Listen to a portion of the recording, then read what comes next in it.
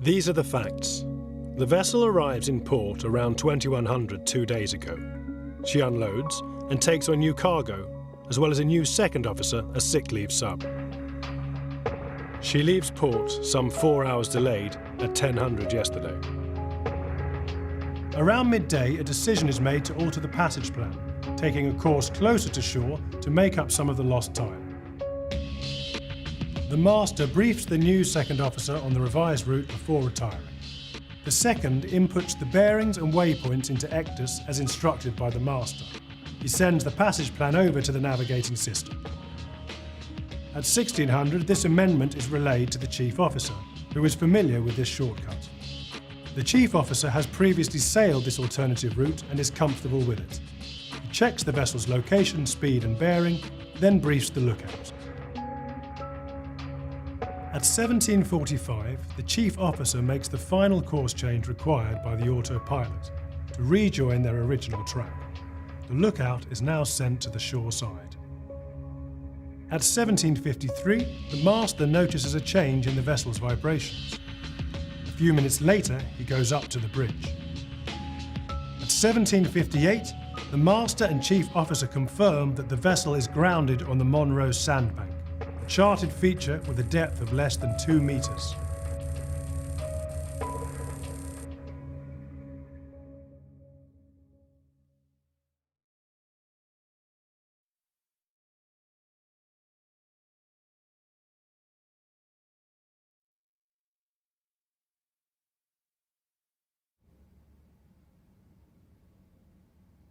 You live in Manila, and you've been with the company as an ordinary seaman for almost 2 years?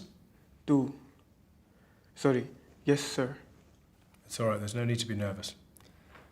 Now, I know you've been through this already once with the master, but if you could tell us your view of the accident in your own words. Sir, I don't really get English. Do you understand what I'm saying? Yes, sir. So I just ask you some questions and you say yes or no, okay? The chief officer called you onto the bridge that afternoon around 1600, is that correct? Yes, sir. And then the chief... Sorry, can I... This was a good move for you. A promotion? I don't know, sir. But you wanted to do a good job. And then the chief told you what to watch for. Yes, sir. Red and white buoy to port.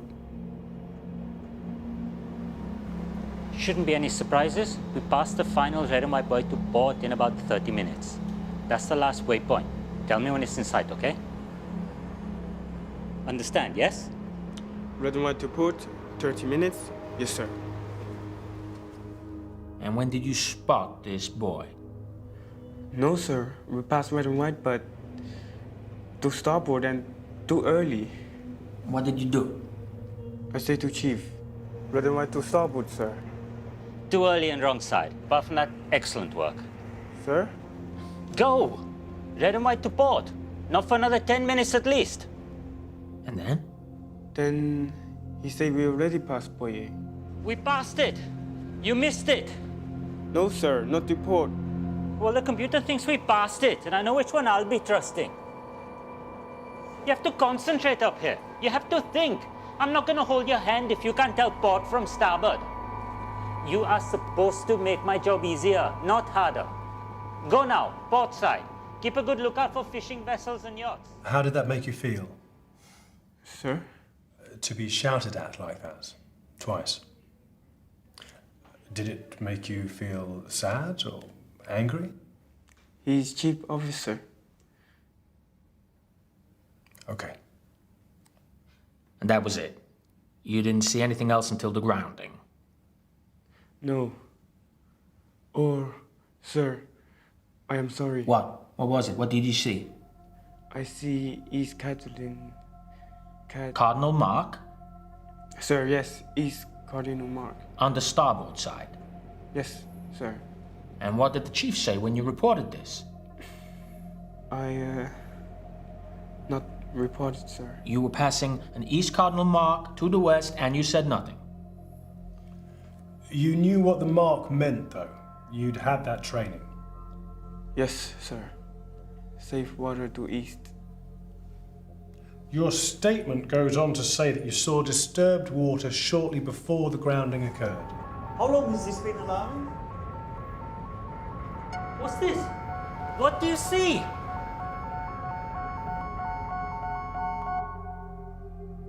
Thank you. We'll be in touch if we have any more questions.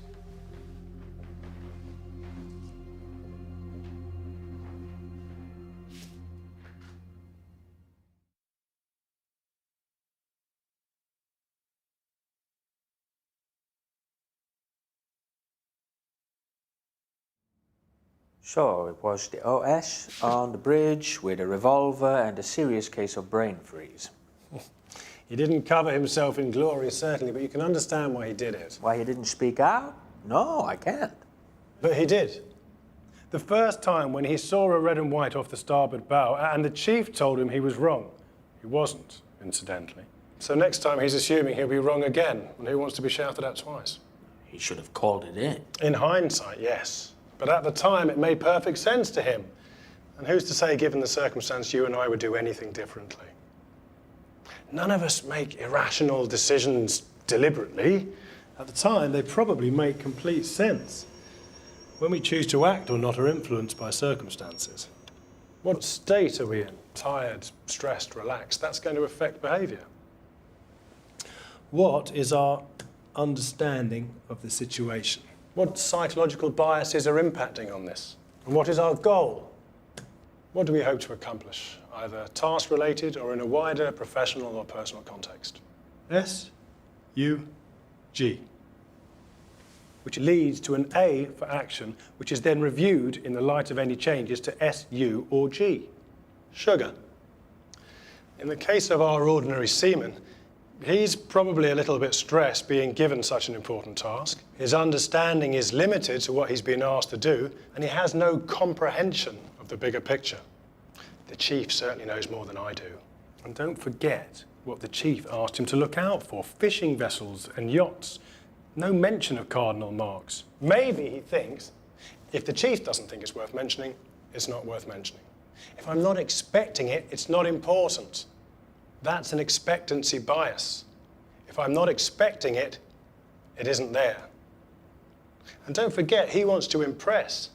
His goal is to do well in the eyes of the chief. Okay, I get it. So he's a young man who got it wrong. It's not an age thing, though, or a seniority thing, or even an experience thing. It's the way we work. If we're going to understand how a multi-million-pound ship with all the latest technology managed to run out of sea, we have to understand why human beings make the choices they do. I'll look out for it.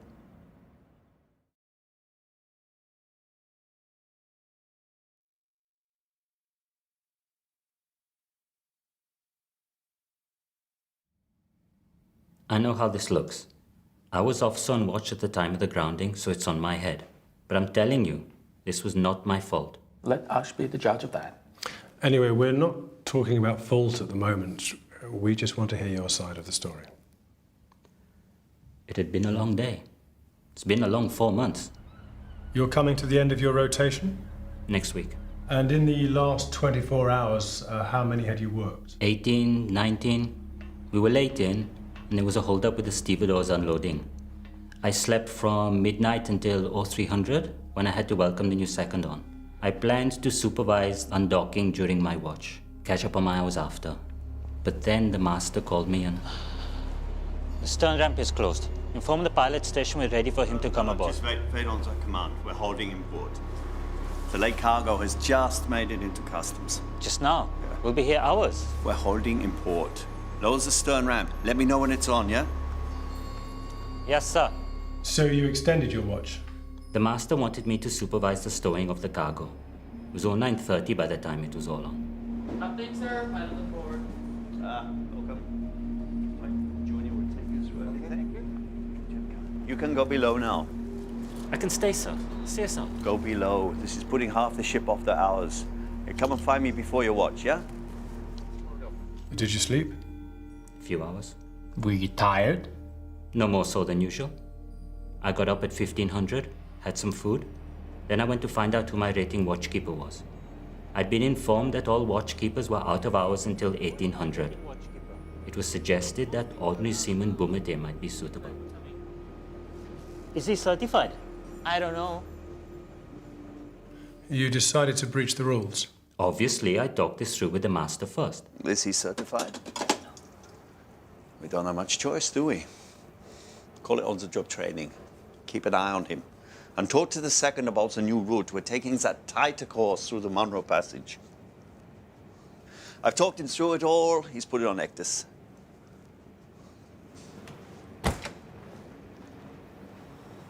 Nothing out of the ordinary in the watch handover. No? Well, that guy, he was out of the ordinary. But no. Anything to report? Do you know about the course change? Yes. It's okay, I made the changes the master asked for and sent it over to the main Ectis. Main Ectis? You mean the navigation station? Yes, yes, of course. The old man happy with this? Yes, he totally signed it off.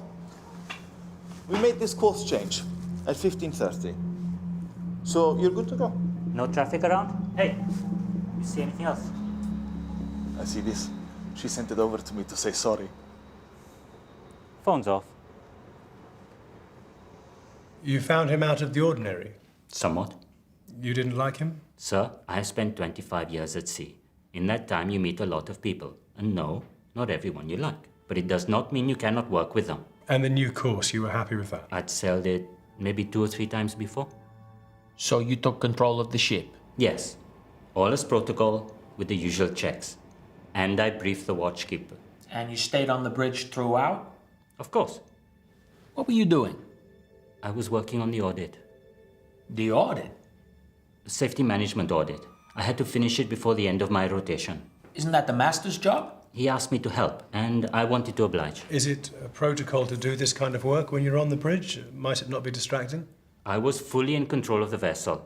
And when the final course change took place? You missed it. I was at the wheel, and I made the course change.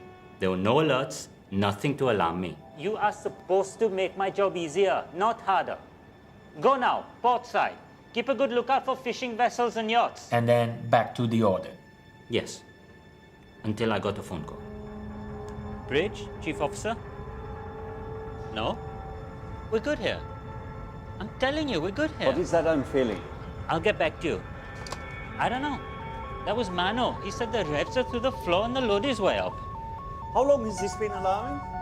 What is this? What do you see? 18 years I've worked for this company, and now I have this on my record. Because a lookout cannot see what is in front of him. Because the depth sounder is set for port. Because some genius sets a passage plan over a sandbank. Or you were too busy catching up on paperwork to control the vessel. Too busy to fully check the course ahead when you took over the watch. This is With basic respect, command sir, protocol. It may have been some time since you were at sea. Protocols look good in training manuals, but sometimes there aren't enough hours in the day. I felt this was a sensible use of my time. I had no reason to suspect that anything untoward might have happened.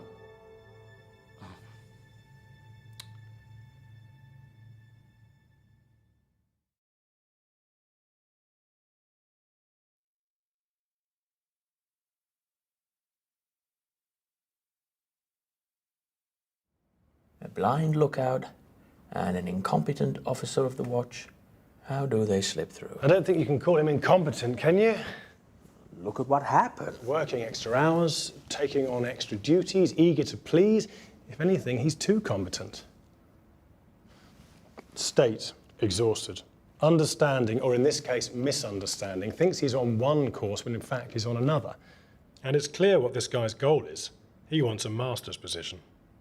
Well, he can forget about that. He's made certain assumptions for the sake of efficiency because that's how he's had to work in the past. The ship was on autopilot, so was he. 9 times out of 10, it would have been absolutely fine. He checked the positioning information in Nictus was accurate, but he didn't check the display settings, the depth contours, etc. He just assumed they were fine. As he assumed that the course information in Nictus and the autopilot married to the chart, which we can see it didn't. His efficiency led to a fault in his understanding. Well, it still leaves the question he raised.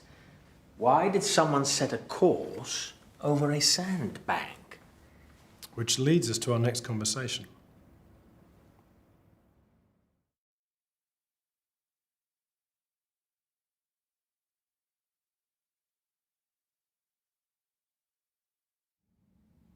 And when did you get the call from the Manning agent? What day are we today? The 5th? Yes. Okay, well, so yeah, 2 days ago, I'm on holiday. I take the last plane out, I go straight to the port. My girlfriend, she isn't too happy about it, but I say, hey, someone's got to pay for all this. So this was just a short hire for you? 3-4 days, I'm told. The chief officer met you when you came on board? Yes, Signor Siriso, I call him. He showed me to my cabin, gave me the vessel induction. I already had company induction last year. The other guy okay? Yeah, just divide us. You look familiar. Have we worked together before? I don't think so. Come. So the chief took you up to the bridge, showed you around? Yeah, it's a bridge. This should all be pretty familiar. Radios, conning display, S-band, X-band, Navtex. You'll have a junior officer with you for the watch and a lookout as well. You never work cruise ships? I'm sure that's where I know you from. You should get some rest before your watch. You must be tired. Whatever you say, boss. And the Ectis, I assume you were comfortable with that? Of course. I have training on this terminal. When was this training? Last year. No, 2 years ago. On this exact terminal? Well, it's a different manufacturer, but close, yes. It's Ectis, right? Right. So then you went to your cabin, get some rest. I need something very important from you. Black coffee. Every 30 minutes. So then you transfer the master's paper course? Yes. And the master's route was clear? No possibility of confusion? No. And you have no problems with the equipment? I'm a navigator. This is what I do. I set my preferences, you know. I work at the wide scale. I don't like the screen too busy. Yeah? I take the master's plan and I turn it into something ECS understands. You mean Ectis? Yes, Ectis, of course. So all pretty standard, no alerts? No. I mean, yes, one alert because I'm making changes to the original plan, so Sorry, what alert was that? It's at least that's what I think it is, because I'm making changes to the original plan. Ectis doesn't alert for that. Every plan is a new plan. Huh? And you ran a check page and you set your watch vectors? Like I say, I don't like the screen too busy. But the master had approved the route, no? Did you walk the chief through the new course at watch handover? Yes, I show him, but he knows the course better than I do. So I think if I've done anything wrong, then he will just pick it up anyway. Did you walk through the new route together? No, he's busy. He'd take control. I know when I'm not wanted. I go. And the next thing you heard? Someone comes and wakes me up. Says we've hit sand. And then they try to make it out like it's my fault. Wait there, I'm coming. You don't think it's your fault? No. If we hit sand, it's because the master planned the route over sand. The master's sailed this route before. Plenty of vessels have. None of them hit sand before. Maybe the sand moved? Or maybe you don't read the master's course correctly. Maybe you don't input it correctly. Maybe you don't set the right watch vectors, and at no point do you ask for help. Why do I need to ask for help? Because you don't know what you're doing. You don't know that terminal. You don't know the vessel protocols. And the most worrying thing is, you don't know that you don't know. I do as I'm told. They say plot a course. I plot a course. The master, the chief, they don't check it. How is that my fault?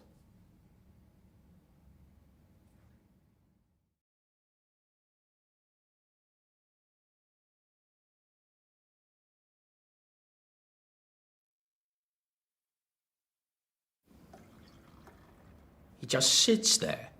How is that my fault? Can't he see? Probably not. He thought he knew everything there was to know. He thought he understood the master's route clearly. But to not set the alerts. How often have we seen this? He thought he knew Ectis, whereas what he actually knew was ECS. He probably went on an afternoon's Ectis course a couple of years ago. This guy is confident, right? His mind's on his girlfriend, not on his job. He's in his comfort zone. He thinks he knows everything there is to know about the new route, about Ectis, about the job he does day in, day out. He's not going to notice the hole until he's fallen into it, because he doesn't think there are any holes. And his goal is to be perceived as super slick. So he's not even going to consider asking, even if he did have doubts. And if that's obvious to you and me, why wasn't it obvious to anybody else? Which is why we need to talk to the master and find out what kind of a ship he's running here.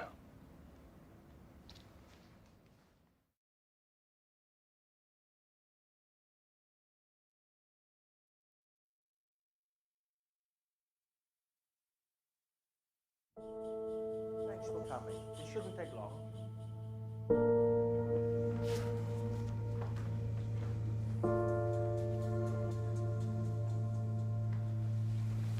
We shouldn't be long.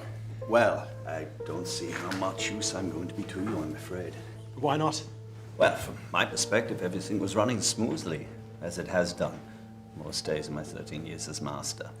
That is, until the moment we ploughed into the Monroe Bank at 20 knots. In your own words, then, please. Well, I spoke to you about 5 o'clock, wasn't it? When you first told me about the late cargo. Well, that's your decision. Yeah, it'll put hours out, but I'm sure we could work around that. Get me your new passage plan as soon as possible, yeah? But as you wish, I'll tell the chief to aim for 9 or 10 then. Kayla will talk with D-side and confirm that Okay. they're happy, yes? Okay. I was on the bridge at 10 o'clock. We undocked behind time, but we got away without any further delays. The pilot disembarked, third took watch on the bridge, and I carried on with my affairs.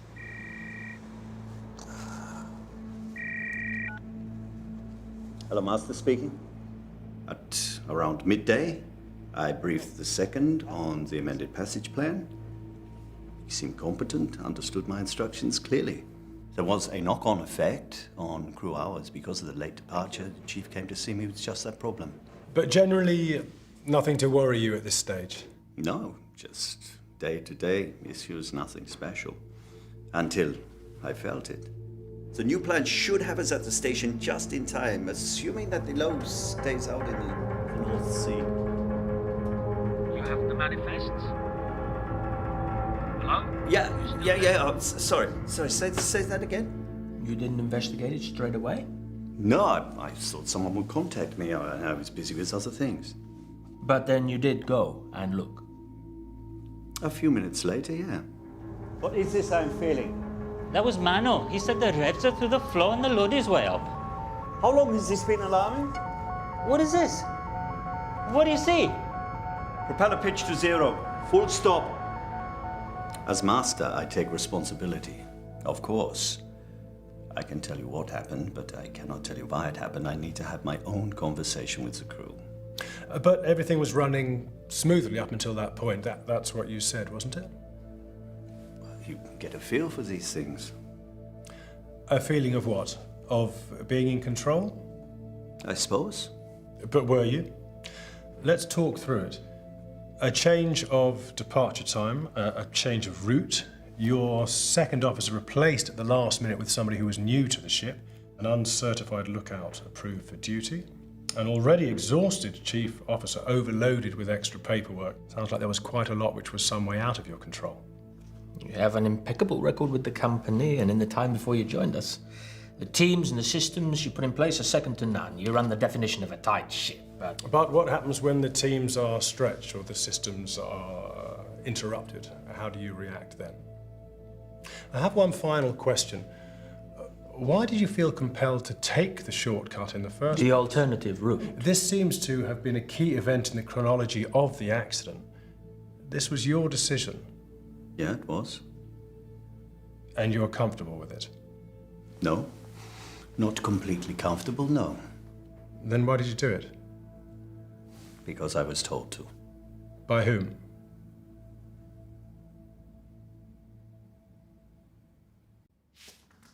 So, are we all done here? Not quite. I thought we might hear your version of events too. I wasn't on board. No, but you were in communication with the vessel throughout the day, weren't you? I'm sure you can add something to the story.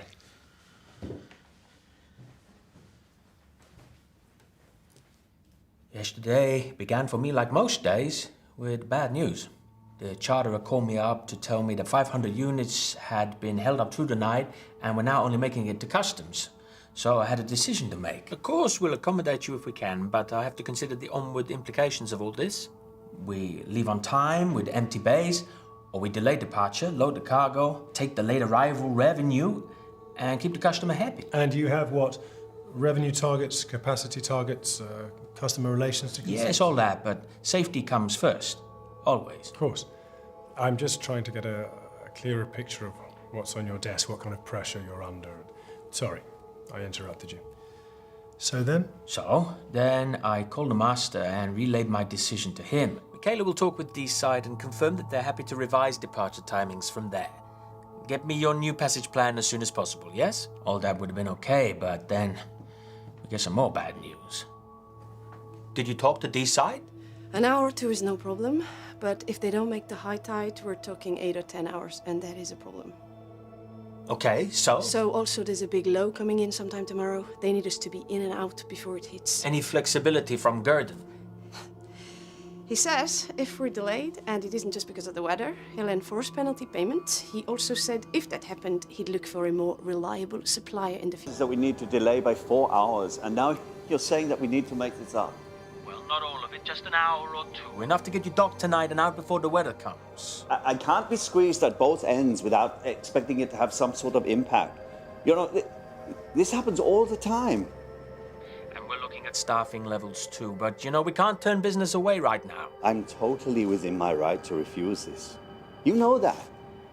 I know, and you gotta do what you think is best, but think what's best for the business too. You know, you got a lot of friends here. You're the guy we go to when we need the impossible. See if you can do it, okay? Amaze me. I'll see what I can do. Yeah, I'll call you later. Okay. the master indicated that you told him to take the shortcut. It was his decision to call. But he did it anyway, didn't he? Yeah. The new plan should have us arrive at the station just in time, assuming that the Nova And stays... 8 hours is enough for the turnaround. You have the manifests? Hello? You still there? Yeah. Sorry, say that again? I was asking if you're going to be okay at the other end. Do you have enough time? Yeah, if you talk to D-Side or the cargo master there, impress upon him the importance of us turning it all around. Yeah, I will. Hey, good work. You amaze me, my friend. So, that was it. Problem solved. Bullet dodged. Home time. Night. Wait. I need to talk to you. Michaela, I've done 14 hours today. Performed feats of which Hercules himself would be proud. Now my wife and children. Greyleg's master called. They're grounded on a sandbank off Kramer. Should I call D-Side? So, on this day, we end with bad news also. It can't have been easy. But from what you've said, even though you weren't on the vessel, your actions made a significant impact on the way the day played out. I'm not the master. Delaying departure in order to take maximum revenue from the first contractor. Your decision. Well, that's my job. Making unrealistic promises to the second contractor without checking with the master first. Your decision. No, I never told him to take any risks. It was his call. You didn't tell him, but you told him. The value you put on your goal biased your appreciation of the risks. That's how I see it. You're entitled to your opinion. You take the pressure you're experiencing and you transfer it down the line. But it's hard to see the effects that has. The chief said it. You haven't been at sea for a while, right? You have a different ship to sail now. You're in your office in Rotterdam, many miles away from the consequences of your decisions. Not anymore. No.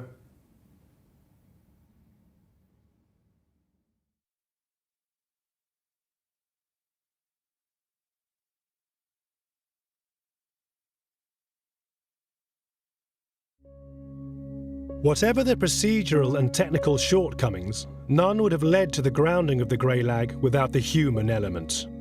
Having understood the state, understanding and goals of each of these individuals that led them to act in the way that they did, we need to ask how things could have been different. What conscious activity can each of us take to check or limit the effect of our unconscious biases?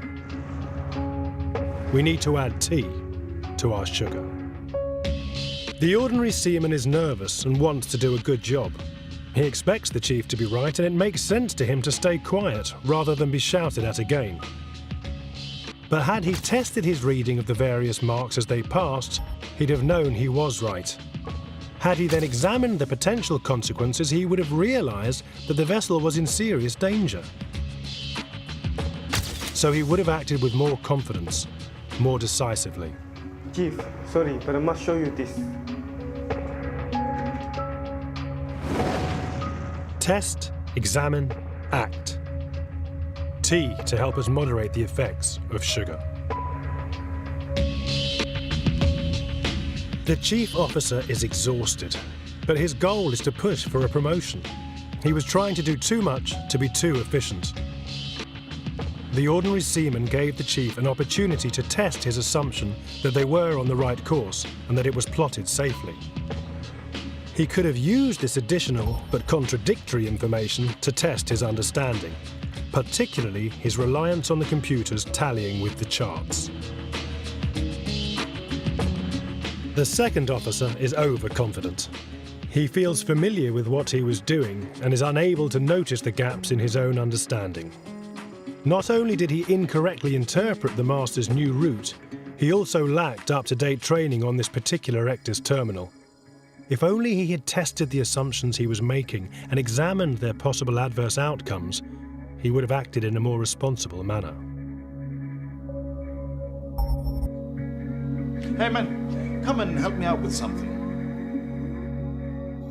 The master feels in control, but had he tested this feeling, he may have noticed that his control was weakening. His chief is tired. He is tired. His second is brand new and an unknown quantity. The shift patterns had put two inexperienced people in charge of a vessel that is sailing an unusual route. There were too many things that could go wrong. He didn't step back and consider for a moment. He might have done, and so might have acted differently. I am totally within my right to refuse this. You know that. No, you know what I think? I don't want to risk this. The crew are out on their feet. I have new personnel on board. There is just too much that could go wrong. And senior management are no different. Just because people have delivered in the past doesn't mean there isn't a cost. If you ask a question, most people will do what they can to give you what you want. Take a moment to examine the possible consequences, and you may not ask the question in the first place. What shall I tell him?